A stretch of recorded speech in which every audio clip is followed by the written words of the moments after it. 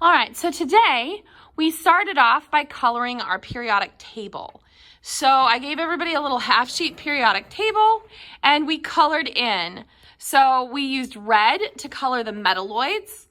That is boron, this one here, silicon, right there, germanium, arsenic, antimony, tellurium, and polonium.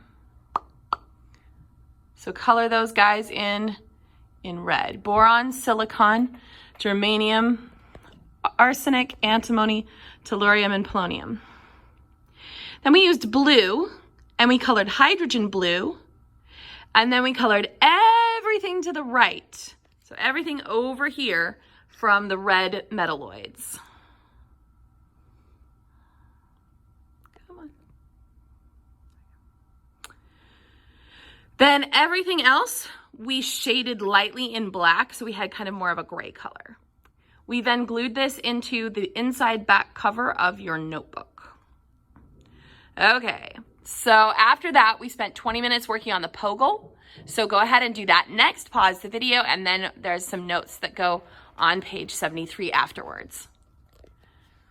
On page 73, determining bond type, there's two ways to do this. You can either do this by type of element like we did in the POGIL, or you can do this by electronegativity values. So let's start with type of element.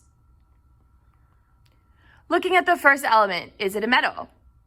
If yes, then the compound will be ionic. If no, it's going to be covalent. The only trick to this rule here is to make sure that you verify that the element is what you think it is. There's a lot of kids that'll think carbon is a metal and then call it ionic. Well, carbon is not a metal. Carbon is a non-metal. Electronegativity values. So it said to look up the electronegativity values for both elements in the compound on your pink chart. Let me show you where that is. If you grab your pink reference chart, mine is white. Okay. You've got on the front where it says chemistry reference chart. There we go. You've got this little funny looking periodic table right here. That has electronegativity values on it. So that's what you're going to use for this. Okay.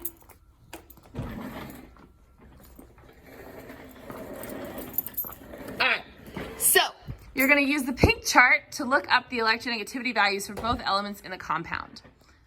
Then you're going to subtract the bigger number minus the smaller number.